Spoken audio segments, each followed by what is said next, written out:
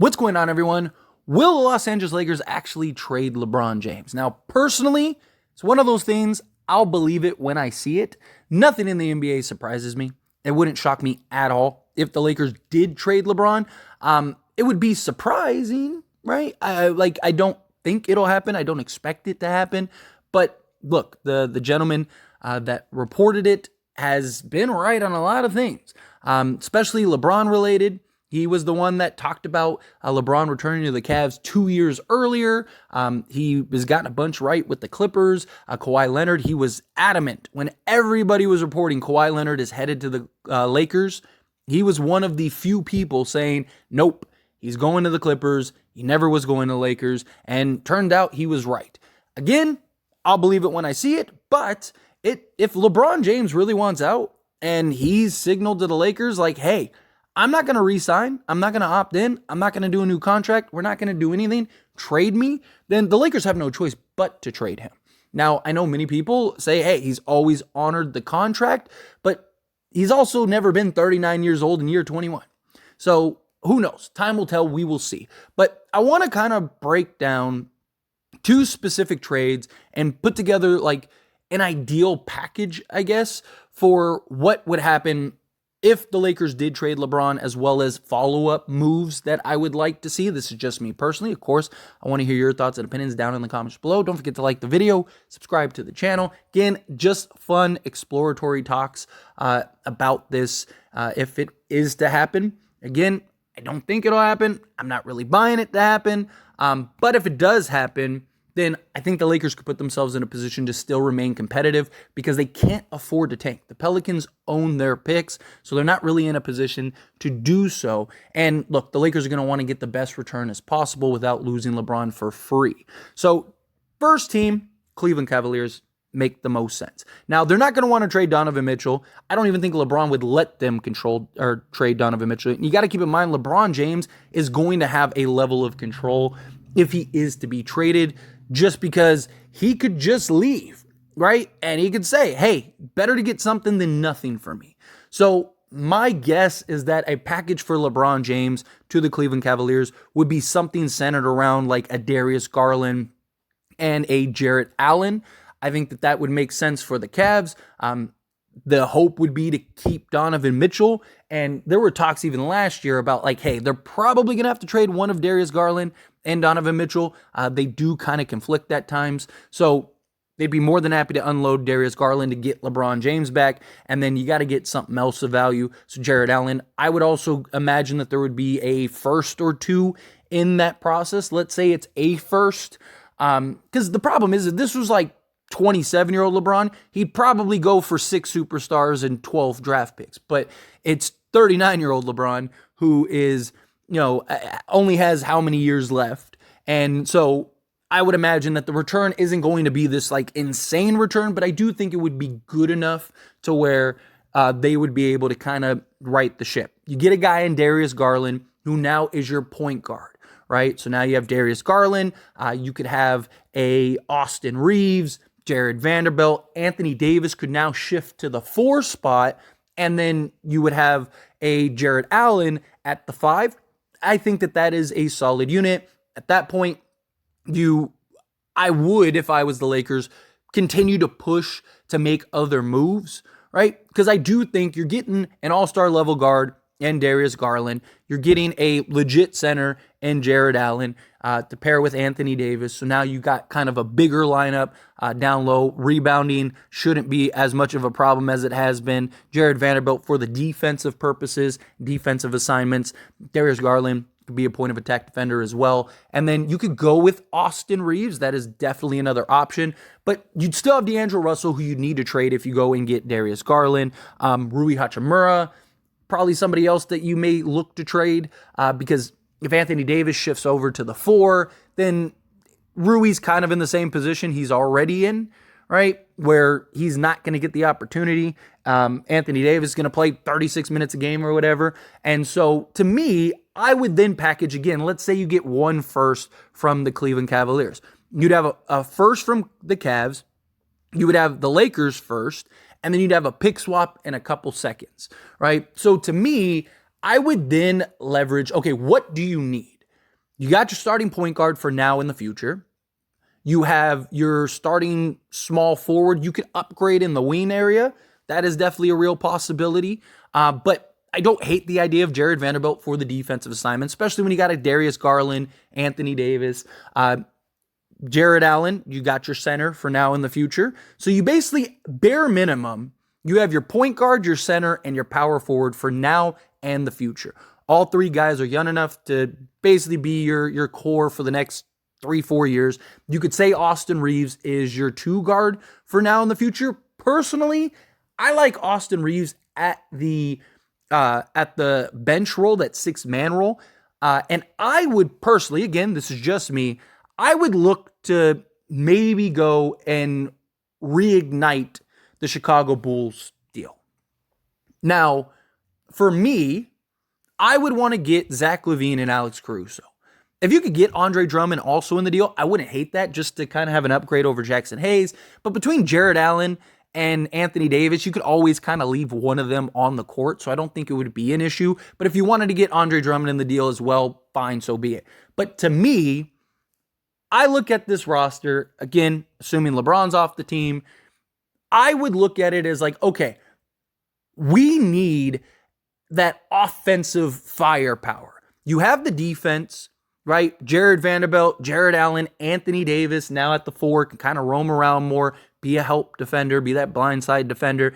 Darius Garland is a guy that could be a great point of attack defensive guy, right? Give me some athleticism.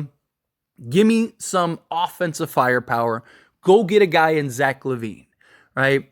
Zach LaVine, yes, his investment, the money on stuff, but everyone else is already locked up long term. You basically would trade D'Lo, Rui, Gabe Vincent, and whatever. If you have to throw in a Taurean Prince, something like that, to just make salaries match or whatever.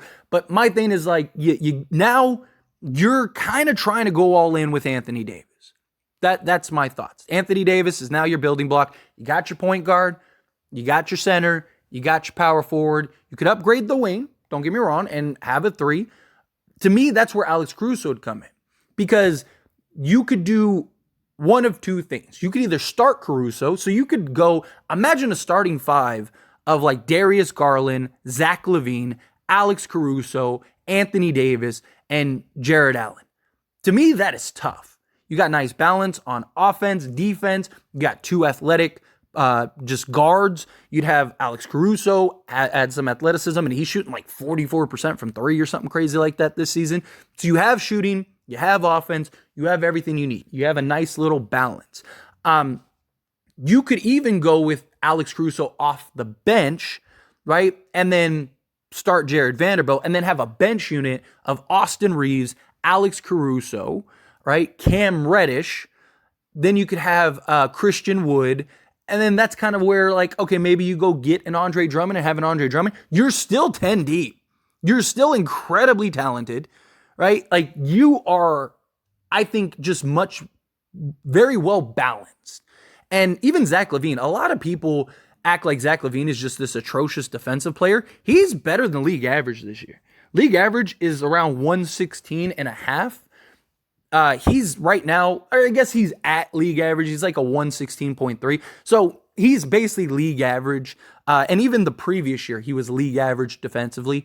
So, last year, he was actually under league average. Last year, league average was 115. He was 114.7. So again, around league average. So you'd have a great point of attack defensive player in Darius Garland with athleticism, who is a real point guard that go get you 25, 5 and 5. And then you'd have Zach LaVine, who he could go get you 20 to 30 on any given night, just be your vacuum scorer that could just go get buckets. So now you got athleticism out on the perimeter with those 2 guards. And then you could have like a Jared Vanderbilt, because I don't think you'd need the offense as much, because between Anthony Davis, Zach LaVine, Darius Garland, and then, Jared Allen being a lob threat, being, somewhat off the threat, you could just lean heavily into Jared Vanderbilt. But again, you could go with Alex Caruso. I really like that kind of retooling by the Lakers. Is it enough to win you a championship? Possibly. I think it depends on what version of Darius Garland do you get. Like, what version does Darius Garland or does he have this kind of more emergence, kind of get back to what he was before the Donovan Mitchell deal? If he can, and then Zach LaVine can just kind of focus on scoring and be a little bit of a two-way player. I also think it comes down to the defense that this team is able to put out, right? If they're excellent defensively and kind of be like a top 5 defense, which I don't think is impossible, then I definitely think that they could be in the conversation. They'd have plenty of firepower.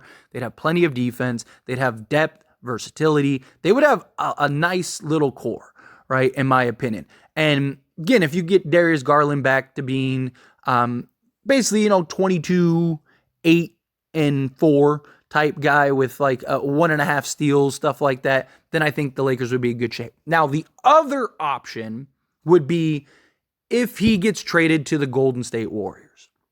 Now, the problem with the Warriors is you can make an argument that if you do the Warriors trade, it almost may be worth just completely rebuilding and looking to maybe even move Anthony Davis, right? He becomes available February 6th, and Anthony Davis would probably get you a ridiculous haul. And he just signed a new contract, so Lakers would have control over him, and they wouldn't have to trade him if they didn't need to. And the only reason I say if you did like a Warriors trade, then you would have to, or you may consider trading Anthony Davis. Not that you'd have to, but it's just because anything you get from the Warriors is probably going to be young talent that you're going to grow, develop, right? Something like Moses Moody, Jonathan Kuminga. You're probably taking on Chris Paul's contract to match salaries because it's an expiring deal. And then, maybe you get 2 first or something from the Warriors. So to me, I look at that as like, okay, so with just that deal, you'd have basically D'Lo, Reeves, Moses Moody, Jonathan Kuminga, Anthony Davis, Jared Vanderbilt, right? You'd have a nice like depth chart, but I don't think you'd be good enough to really win anything significant. Now, again, what are the secondary trades? So here's my thing, right?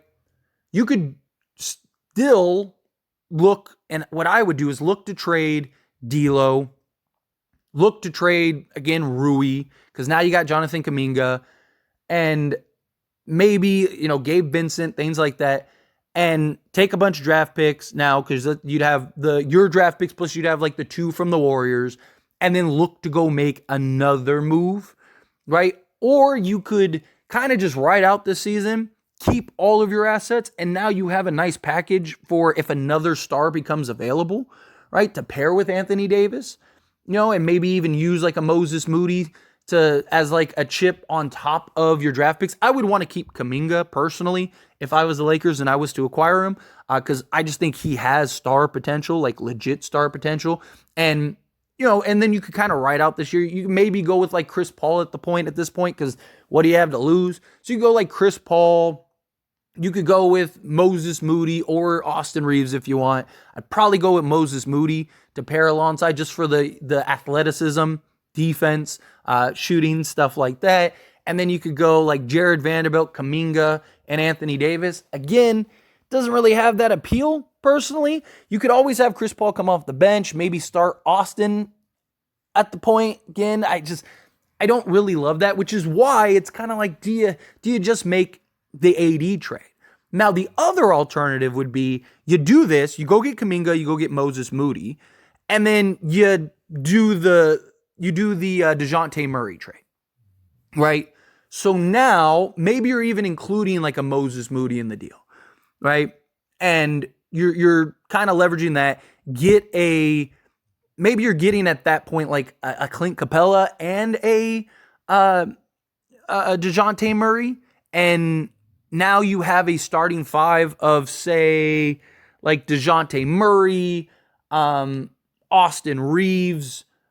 You could have a Jonathan Kuminga at the 3. You could have Anthony Davis at the 4 and Clint Capella at the 5. And now at least you got that secondary all-star level player and a DeJounte Murray who can make plays, who can do things. Maybe Austin Reeves can perform. Again, I don't love that, but you would have DeJounte Murray. You would have Anthony Davis. You would have Jonathan Kuminga, who I do think is an upgrade over Jared Vanderbilt and like Cam Reddish and stuff like that. So you basically have those three. And then you'd still have probably 3 firsts, if not more, in the offseason to maybe go make some other moves. Maybe go get another star to pair alongside DeJounte Murray, Kuminga, and Anthony Davis, right? Maybe you don't take Clint Capella. Maybe you just go get DeJounte Murray. The other option, too, is like you go get DeJounte Murray and then you still expand the trade and maybe still kind of take on like a Dorian Finney-Smith and or a Royce O'Neal or something, right? And D'Lo and Rui go there. And so now you have like, say a starting 5 of like DeJounte Murray, Royce O'Neal, Dorian Finney-Smith, Jonathan Kuminga, and Anthony Davis. Okay. Right? You'd be very good defensively. Again, is that enough to win you a championship? Probably not. I don't think so. I mean, stranger things have happened. And it depends on what kind of DeJounte Murray you get. If you get back to like San Antonio DeJounte Murray with like the shooting of Atlanta, then now you're talking like a legit all-star. Go get you 25, 5, and 5. Can Jonathan Kuminga kind of take that step as a starter and getting consistent minutes in a consistent role rather than like on the Warriors where he's kind of hot and cold, right? As far as like playing time, whether he's starting, coming off the bench, right? Steve Kerr kind of just has them all over the place at times. And maybe you have something like that. And then you have Austin Reeves off the bench, and you still have depth, you still have talent, you still have versatility. I don't hate that either. But my favorite deal would be the Cleveland trade. I think if you can make the Cleveland deal, get Garland, get a Jared Allen. Now you don't need DeJounte Murray. So you can go look to go get another impact player, maybe several. But to me, I just think at that point, go get Zach LaVine. Because Darius Garland, Zach LaVine, Jared Vanderbilt, Anthony Davis, and Jared Allen, I think would be very good. Right? Again, all the pieces would have to work and fit, but just you'd have 3 guys that are all 3 all-star level guys. You have your big superstar in Anthony Davis, and he gets to move to his position that he prefers in the power forward position. You're bigger, you're more athletic, you have 2 legit scoring threats out at the guard position, and then you have your lockdown elite defensive guy. That's kind of something, right? Or maybe you even just go get Zach LaVine and Alex Caruso and have Caruso play the 3 over a Jared Vanderbilt, and then you still have that point of attack. I like that a lot more. If you could essentially turn LeBron, D'Lo, and everything else, again, assuming you have to trade LeBron, which again, I don't believe they will, but if they do, then if you can get a return of Darius Garland, Darius Garland, Jared Allen, Zach LaVine, and Alex Caruso, and then you still have like 3 firsts in the offseason, it'd be tough, right? Like, I think the Lakers would be in good shape, right? I think they'd be maybe even just as good as they are right now, maybe even better, because I think you definitely have, obviously you're not upgrading LeBron and his impact, and I think come playoff time is where you'd really miss LeBron, but I think the overall team and the upgrades at basically every position besides LeBron James, I think you can make some noise. And if it works and it's good, I think you could be in the conversation. But anyway, as always, this is a discussion, so I pass the question on you. Let me know your thoughts and opinions down in the comments below. What do you think? How do you feel? 1, do you think that they trade LeBron? 2, do you think they should trade LeBron? 3, what package do you like? What return do you like? Something like that. Again, how you feel? What your thoughts are? I'd love to hear it. Let me know down in the comments below. That being said, yeah, like this video, hit that like button. Helps me a lot. Lets me enjoy these types of videos, and I truly appreciate it. Not subscribe to the channel, hit that subscribe button, turn on the bell notifications. Appreciate y'all. See you in the next one. Thank you.